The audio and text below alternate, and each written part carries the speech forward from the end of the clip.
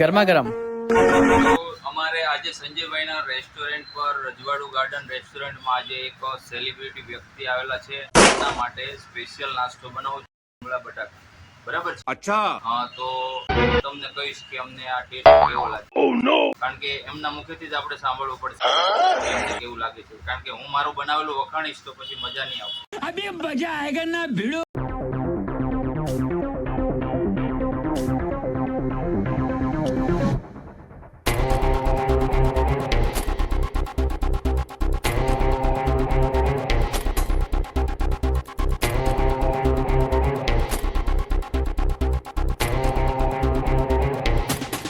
તો ફાઇનલી આપણે ભૂંગળા બટાકા બની ગયા છે અને હવે આપણે કરી રહ્યા છીએ પ્લેટિંગ અને આપણે ચખાડવા જઈશું. આપણે ત્યાં સેલિબ્રિટી ગેસ્ટ આવેલે છે, એમને જોઈએ એમને આ ભૂંગળા બટાકાનો ટેસ્ટ કેવો લાગે છે.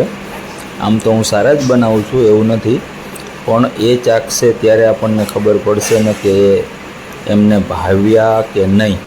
તો ફાઇનલી હું આવી ગયો છું ટેબલ ઉપર ભૂંગળા બટાકાની પ્લેટ લઈને અને નાસ્તો કરવા માટે આપી રહ્યો છું. ને આ છે આપણા સેલિબ્રિટી ગેસ્ટ ભાવિકા ખત્રી, જેમનું હાલમાં મૂવી આવ્યું હતું હિતુ કનોડિયા સાથે છૂટાછેડા, અને ઘણી ખરી ગુજરાતી ફિલ્મોમાં કામ કરી ચૂક્યા છે, એટલે સેલિબ્રિટી જ કહેવાય. અને ખરેખર સારા વ્યક્તિ પણ છે અને એકદમ પ્રેમાળ સ્વભાવ પણ છે એમનો. એમને મળીને ઘણો આનંદ થયો અને એમની સાથે બે પલ વાતો કરી, ખરેખર ખૂબ જ મજા આવી. અને હવે એ ટેસ્ટ કરીને કે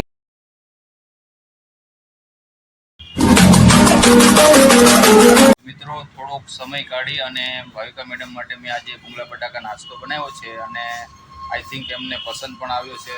it's my pleasure. Thank you so much. It's seriously it's just amazing.